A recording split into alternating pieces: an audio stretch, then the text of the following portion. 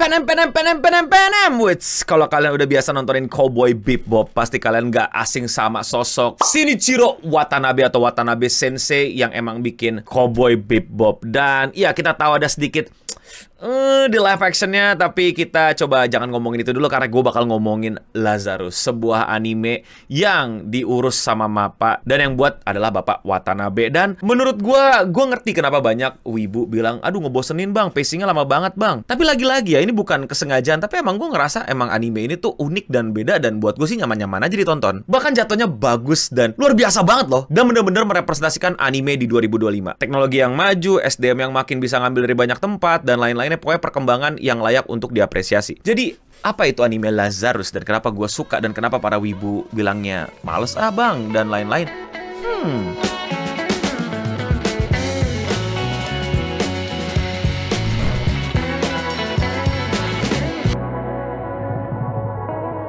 Gue dapat rekomendasi Lazarus dari orang-orang ini di komen-komen YouTube gue. Yes, buat kalian yang pengen gue nonton sebuah anime dan tahu dan pengen gue bikin opini terhadap anime tersebut, jangan lupa komen di bawah. Dan akhirnya gue nonton Lazarus, yang dimana gue pribadi adalah orang yang suka banget sama Cowboy Bebop. Tereng. Tapi gue gak suka Samurai Champloo dan lain-lainnya sih. Yang paling gue suka cuman Cowboy Bebop. Ya, agak nggak terlalu bisa lah gue ngikutin karya-karyanya si Watanabe ini. Cowboy Bebop buat gue secara filosofis juga lumayan, apa ya istilahnya, lumayan sangat-sangat dalam gitu. Perspektif tentang nihilism dan masa depan dunia dan civilization-nya. Bagaimana kemanusiaan di tengah kekosongan dan juga harapan di tengah kehitaman. Buat kalian yang pengen tahu opini gue mengenai Cowboy Bebop, itu udah gue bahas langsung di channel, bukan di channel ini, tapi di Netflix official. Kalian bisa tonton thumbnail yang ini. Gue udah bahas dari beberapa tahun yang lalu. Buat kalian yang belum nonton, buruan nonton pembahasan gue mengenai Cowboy Bebop di Netflix. Yes, itu kerjasama udah lama, tapi gue bangga aja sama skrip yang gue buat tentang Cowboy Bebop. Dan Lazarus, wow, buat gue Lazarus ini adalah anime yang bisa ngebuat bapak tuh dibilang kayak MAPPA nggak ketinggalan zaman. MAPPA nggak ketinggalan sama Science Saru,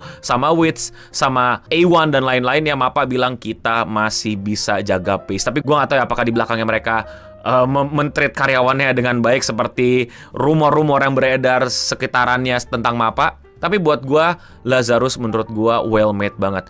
Karena Lazarus ini menceritakan tentang seorang escape artist, seorang yang emang jago menghindar dan jago kabur, jago parkour, yang selalu menggunakan parkour dalam style bertarungnya, dan dianimasikan menurut gua dengan sangat luar biasa sekali, Pak. Luar biasa sekali. Banyak banget adegan yang bener-bener apa ya, kayak suruh orang syuting dulu gitu. Menurut gua ini kayak apa ya, Makoto Shinkai gitu loh. Nggak tahu ya Makoto Shinkai apa enggak ya, tapi kayaknya orang disuruh syuting dulu terus digambar pelan-pelan gitu dari syutingannya gitu. Karena bener-bener kayak human movement banget gitu. Nggak kayak anime yang movement movementnya tuh bisa lebay, bisa dipatahin gitu loh, bisa aneh gitu, yang bisa pala dari sini gede ngejedong gitu, yang pas lagi ketika mau crash out gitu dan lain-lain. Ini bener-bener human touch banget karena emang ngomongin realism antara dunia dengan humanity. Wah, itu animasinya bagus-bagus banget, Pak. Sumpah, Pak. Karakter utama kita si Axel itu, si escape artistnya itu luar biasa, bener-bener kayak wow, MAPPA, you did it again. Gila, bagus banget, men. Sumpah, kalau lu belum nonton, buruan nonton episode satunya. Story-nya gimana? Story-nya lagi-lagi juga hal yang gue suka. Buat yang belum tahu, gue tuh suka banget sama Haze, atau kayak tim-timan gitu loh, The Hacker, The Punch, The Leader, dan lain-lain. Dan Lazarus ini menceritakan tentang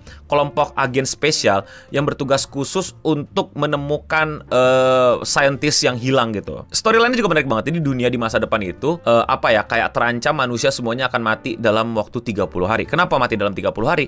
Karena banyak manusia telah mengkonsumsi obat-obatan. Aduh, gue lupa namanya apa. Pokoknya obat itu adalah obat yang diciptakan sama saintis ini, yang katanya berfungsi untuk menghilangkan berbagai macam penyakit. Nah, dari translation-nya gue agak-agak masih bingung ya, tapi menurut gue obat-obatan ini tuh bener-bener obat-obatan yang ngilangin berbagai macam rasa sakit. Jadi bisa jadi rasa sakit yang fisik dan juga rasa sakit yang psikologis. Soalnya ada beberapa bait yang bilang kenapa anak muda sekarang tuh pada nggak mabok-mabokan gitu, pada minum soda doang ya, karena itu mereka nggak butuh lagi semacam pain killer dari liquid atau gimana gitu, karena udah ada obat itu. Tapi ternyata obat itu disusupi sesuatu sama saintis itu, bahwa nanti dalam beberapa tahun itu manusianya akan otomatis mati sampai lu pada temu antidotnya. Dan cara untuk menemukan antidotnya adalah menemukan si saintis yang hilang itu. Wah, ini perjalanannya menarik banget, dan selama perjalanan tuh isinya adalah action parkour yang kayak ngeliat apa sih?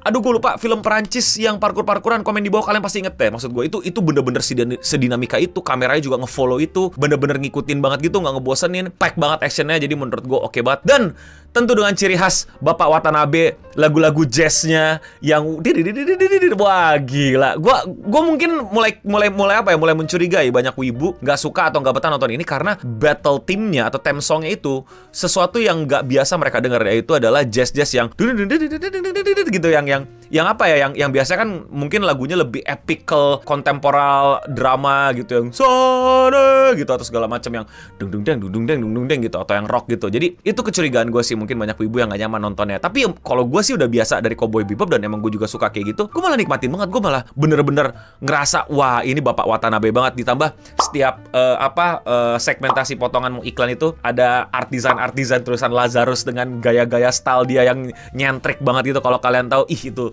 menyenangkan sekali loh. Bener-bener sesuatu yang gue nikmatin banget dan memang gue sangat-sangat kagumi. Ditambah juga dengan seiyuu-seiyunya juga menurut gue pas banget gitu, songongnya, serunya, dan lain-lainnya. Oh iya, kayak ada satu hal juga yang lucu menurut gue gitu, bagaimana ada gimmick-gimmickan kucing yang kucingnya kesian tahu, selalu kaget kok markasnya berubah, kok markasnya nyetrum, kok tiba-tiba keluar mobil gede. Itu lucu banget aja ada kucingnya gitu, kayak sentuhan Bapak Watanabe banget dengan hewan. Lalu penggambaran bagaimana ridiculousnya Amerika gitu loh, yang ada polisi yang geblek di Amerika gitu, yang gak bisa nemuin tawanan gitu. Terus polisinya kebegoan gitu, terus lagi ketemu lagi gitu. Kayak ini polisi sama kucing kayak selalu jadi cameo atau bukan cameo, NPC yang akan selalu muncul untuk jadi bahan jokes. Oh iya, gue lupa disclaimer, sorry banget. Gue baru nonton sampai episode 3 ya. Mungkin kalau misalnya ini udah keluar udah ada episode 4. Tapi itu bener-bener sesuatu yang gue mau tontonin sampai sekarang sih, yang gue seru banget sih ngeliatin Lazarus ini. Dan misterinya juga keren banget. Misterinya menurut gue keren banget gitu, kayak burdennya gitu, urgensinya gitu. Ini jauh lebih menurut gue ya, kalau orang nonton Cowboy Bebop sekarang susah untuk suka. Wajar banget karena emang mereka tuh ngambang gitu loh, asik sendiri. Nanti urgensitasnya baru ketemu di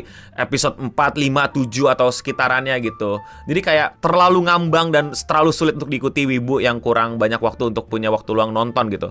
Sedangkan di Lazarus menurut gue jauh lebih intens, burdennya terasa, dan kayak bener-bener berat untuk dipikul gitu. Dan kayak wah gimana nih. Oh ya, tiap episodenya diakhiri dengan berapa hari lagi tersisa, 29 hari lagi, 28 hari lagi, 27 hari lagi. Itu keren banget, kayak pack banget gitu loh world buildingnya gitu. Kayak ini permisi ya per hari gitu, jadi jangan sampai sia-sia gitu. Dan semakin dekat dengan ending, dan kayak seakan kita udah tahu gitu bakal ada cuma 30 episode atau kurang atau lebih. Ditambah juga dengan narasi intro yang gue pikir bakal mengulang-ulang, ternyata enggak. Ternyata tiap narasi di intro itu bakal kayak narasi intro yang ngulang-ngulang ya kayak My Hero gitu kan. Dunia superpower, semua orang terakhir dengan quirk, 10%, 10%-annya quirkless. Nah, gue quirkless mau jadi hero gitu mulu. Atau Seven Deadly Sins dan lain-lain. Nah, gue pikir bakal kayak gitu. Tadi gue mau skip sampai akhirnya gue sadar, loh kok tiba-tiba yang ngisi suara cewek. Oh ternyata cowok. Oh beda, ini beda karakter. Jadi tiap karakter kayak punya interpretasi terhadap dunianya sekarang itu di awal episode. Dan menurut gue itu sentuhan yang menurut gue luar biasa juga dari Lazarus. Jadi menurut gue, buat yang belum nonton, buruan nonton. Buat gue sangat layak tonton, sangat layak untuk dapat cicipan dari kalian. Siap-siap bosen kalau kalian nggak nyaman dengerin background musik jazz, blues yang ngisiin buat battle-battle, karena ini ciri khasnya Bapak Watanabe banget. Buat gue sih udah bodo amat gitu, seru aja buat gue, dan actionnya pack banget. Apalagi Mapa nganimasiin parkour-parkour, escape artisnya itu bener-bener kayak film-film parkour Prancis. Dan urgensi plotnya yang menurut gue padat banget. Jadi lumayan lah buat kalian yang retentionnya rendah. Tapi kalau menurut kalian udah nonton, bagaimana? Coba komen di bawah. Thank you semua yang udah rekomendasiin anime ini, gue udah nontonin. Dan sampai ketemu nanti di akhir ya, gue akan coba review. Atau mungkin ada ketemu episode yang bener-bener pengen bisa gue review sendirian, gue akan bikin. Tapi so far ini anime bener-bener bikin masuk watchlist gue untuk gue tontonin. Kalau kalian mau support overthinking anime kayak gini, dan kalian mau support gue, lakuin dengan sesimpel klik tombol subscribe. Dan ya, sekian Radio Singham untuk episode kali ini. Gue Nobeding pamit undur diri. Dan untuk kita semua, stay clean and sound.